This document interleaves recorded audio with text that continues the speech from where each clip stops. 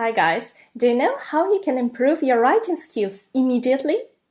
In this video, I'm gonna share 7 ways to do just that. And let's not waste any time and dive straight into it. A very important decision. A very big house. A very clear solution. My tip number 1 is stop saying very. This word is used too frequently even by native speakers. But if you avoid it, your writing will immediately look stronger and more formal, and that's what you need in IELTS essays. Let me show you how you can do it. You can solve this problem by using stronger adjectives.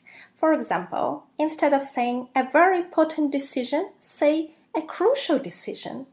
A very big house becomes a massive or an enormous house. A very clear solution becomes an obvious solution. But sometimes you may not know this other stronger word. In this case, just leave a very out. Say an important decision, a big house, a clear solution.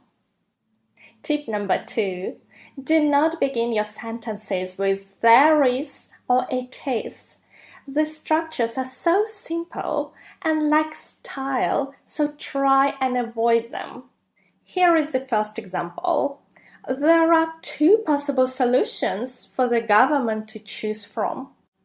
You can rephrase the sentence and say, the government should choose between 2 possible solutions. Here is another example. It's important to introduce new policy. You can say, introducing new policy is important. Sentences starting with there is or it is are not incorrect in English, but if you want to get a higher score in IELTS writing, try not to use them too often. The next tip is use strong verbs. Let me show you some examples and explain what I mean. The first example is, he went around the world. The verb here is went, to go. We can replace it and say he traveled around the world. To travel is a stronger verb because it has more meaning. Instead of saying to get an offer from a university, you can say to receive an offer from a university. The meaning is exactly the same, but the verb to receive is stronger because it has more meaning than the verb to get. It also sounds more formal. The verbs like to go, to get are so simple that they make your writing look plain. The main verbs to avoid include to be, to have, to get, and to go. Tip number 4 is avoid phrasal verbs. I know you've spent ages learning those phrasal verbs that are so common in English. The problem lies in the fact that they are rather casual, and in IELTS you should stick to a more formal style. That's why try and avoid phrasal verbs in your IELTS writing.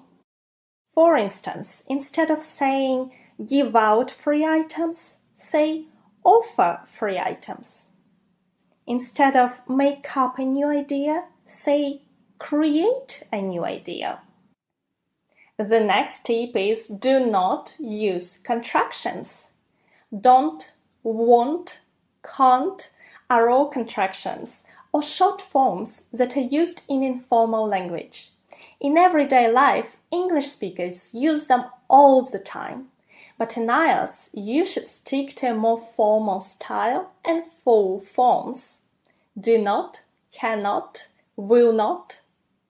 Are you guilty of any of the mistakes I named so far? If yes, leave me a comment and tell me which one or which ones. And let's go to tip number 6. Keep it accurate. I know that many students try to use as many complex words in their essay as possible. The problem is it's often done to the detriment of quality. Basically, they harm the quality by using words where those shouldn't be used.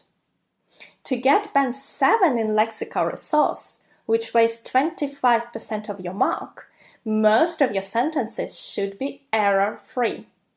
In IELTS writing, simpler and right is better than more complex and wrong. The next tip is avoid repeating words. Another way to improve your writing is to avoid repeating words in your essay where it's possible. It helps to prove that you have a sufficient range of vocabulary. See you soon. Bye!